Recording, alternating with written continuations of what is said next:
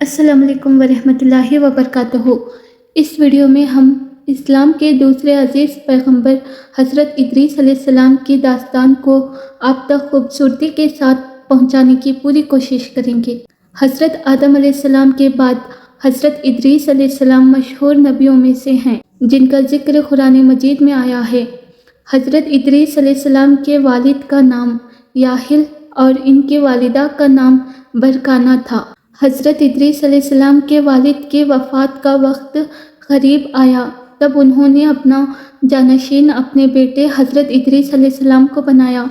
حضرت آدم علیہ السلام اور حضرت شیش علیہ السلام کے نبوت کے بعد حضرت ادریس علیہ السلام کو اللہ تعالیٰ نے بھٹکے ہوئے لوگوں کو راہ الہی پر لانے کے لیے ایک عظیم منصب پر سرفراز کیا اور نبوت بخشی۔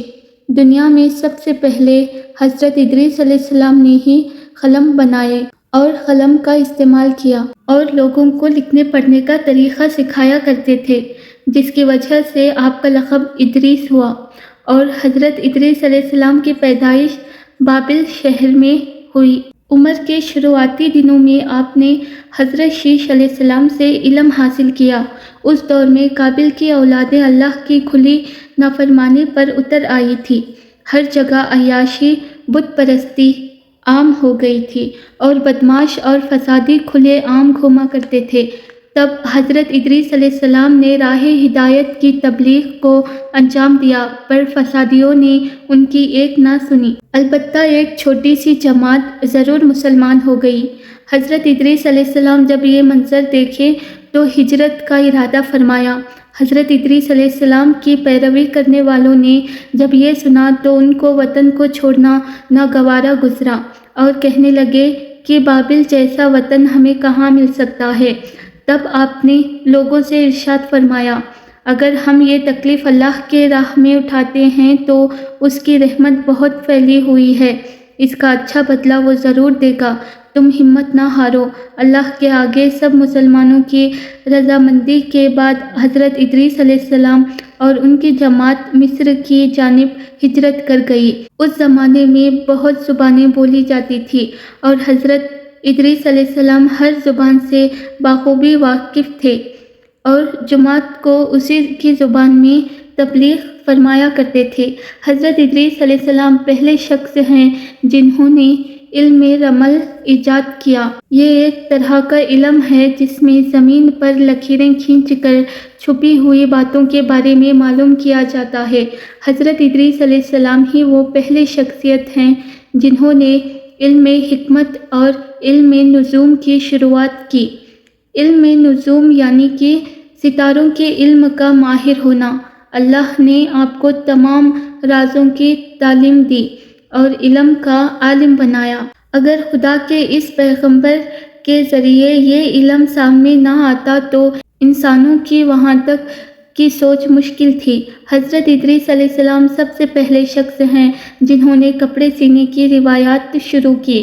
اس سے پہلے جسم چھپانے کے لیے جانوروں کی کھال اور اول کی چادر استعمال کی جاتی تھی۔ حضرت ادریس علیہ السلام نے 65 سال کی عمر میں بروخہ نامی عورت سے نکاح فرمایا اور آپ کا ایک فرزند ہوا۔ حضرت ادریس علیہ السلام کی وفات کو لے کر علماء میں بہت اختلاف ہیں۔ قرآن کی سورہ مریم آیت نمبر 56 اور 57 میں ارشاد ہوتا ہے، اور اس میں حضرت ادریس علیہ السلام کا بھی ذکر، وہ بھی نیک کردار نبی تھے اور ہم نے انہیں بلند مقام پر اٹھایا۔ ان کے بلند مرتبے پر اٹھائے جانے کے بارے میں مسلم اور بخاری میں کچھ حدیثیں موجود ہیں۔ نبی کریم حضرت محمد صلی اللہ تعالیٰ علیہ وسلم نے فرمایا، میں نے معراج کی رات کو چوتھے آسمان پر ادریس علیہ السلام سے ملاقات کی اور چوتھے آسمان پر بلند مقام پر تھے۔ ایک مرتبہ اللہ نے حضرت ادریس علیہ السلام پر ایک وحی عطا فرمائی کہ لوگ جتنے نیک اعمال کریں گے سب کے برابر میں تجھے اس کا ثواب دوں گا۔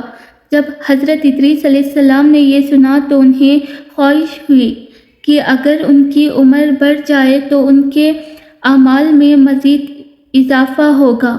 حضرت ادریس علیہ السلام نے ان کی اس خواہش کو ایک نیک فرشتے پر ظاہر کرتے ہوئے کہا کہ تم موت کے فرشتے سے میری خواہش کا اظہار کرو۔ نیک فرشتے نے انہیں اپنے پروں کے درمیان بٹھا لیا اور آسمان کی اور لے اڑا۔ جب وہ چوتھے آسمان سے گزر رہے تھے تب موت کا فرشتہ زمین پر آنے کے لیے اتر رہا تھا۔ وہیں دونوں کی ملاقات ہو گئی۔ تب نیک فرشتے نے موت کے فرشتے سے حضرت ادریس علیہ السلام کی خواہش کا اظہار کیا۔ موت کے فرشتے نے پوچھا، ادریس علیہ السلام کہاں ہیں؟ نیک فرشتے نے جواب دیا، وہ میری پشت پر سوار ہیں۔ موت کا فرشتہ کہنے لگا کہ اللہ نے مجھے حکم دیا ہے کہ تم چوتھے آسمان پر ادریس کی روح قبض کرو، اسی لیے میں حیرت میں تھا کہ یہ کیسے ممکن ہے۔ ادریس علیہ السلام تو زمین پر ہیں۔ اتنا کہہ کر موت کے فرشتے نے حضرت ادریس علیہ السلام کی روح قبض کر لی۔ اس طرح اللہ نے حضرت ادریس علیہ السلام کو بلند مقام پر اٹھا لیا۔ اللہ ہم سب سے بہتر جاننے والا ہے۔ دعا ہے کہ اللہ ہمیں انبیاء کریم کی زندگی سے سبق سیکھنے کی توفیق عطا فرمائے۔ آمین ثم آمین۔ اگر آپ کو ہماری یہ ویڈیو اچھی لگے تو پلیز لائک کریں اور ہمارے چینل لبنہ ترنم کو سبسکرائب کریں اور ہمیں سپورٹ کریں۔ جزاک اللہ خیراً۔ خدا حافظ۔